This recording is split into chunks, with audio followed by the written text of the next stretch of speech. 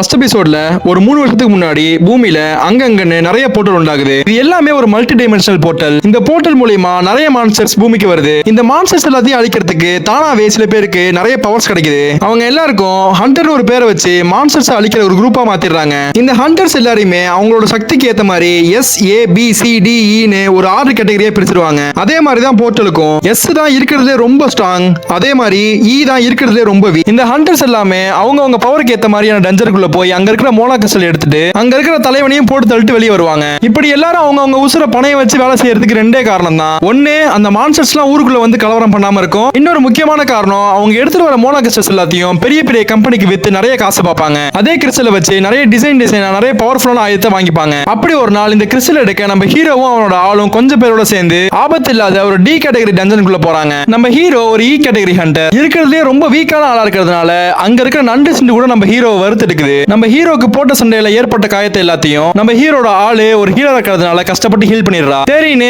அங்க இருக்கிற நண்டு சிண்டு எல்லாத்தையும் கொண்டுட்டு பார்த்தா அவங்க எதிர்பார்த்த அளவுக்கான மோனா கிறிஸ்டல் அங்க இல்ல. சரின்னு வெளியே வரலான்னு பார்த்தா அந்த டஞ்சன் வேற ஏதோ ஒரு டஞ்சன் கூட லிங்க் ஆயிருக்கு. அது என்ன கேட்டகரி டஞ்சன்னே தெரியாம உள்ள மோனா கிறிஸ்டல் இருக்குன்ற ஆசையில மொத்த பேரும் உள்ள போறாங்க. அந்த மோனா கிறிஸ்டல் தான் பூமியிலேயே விலை மதிக்க முடியாத பொருள். ஹீரோட அம்மாவோட ஹாஸ்பிடல் செலவுக்கும் அவனோட தங்கச்சியோட படிப்பு செலவுக்கும் ஹீரோ தான் பாத்துக்கிறான். அதனால ஹீரோ யோசிக்காம உள்ள போயிடுறான். அவங்களோட துரதிர்ஷ்டம் உள்ள போனதுக்கு அப்புறம் தான் தெரியுது அது ஒரு S கிளாஸ் டஞ்சன். உள்ள போன உடனே அவங்க குரூப்ல மலை மாடு மாதிரி இருக்கிற ஒருத்தனை அங்க இருக்கிற காவலாளி ஒரே வெட்ல தலையை சீவிடுறான். பார்த்த மித்த எல்லாவனுக்கும் அல்ல இல்ல. இதோட இந்த எபிசோட் முடியுது.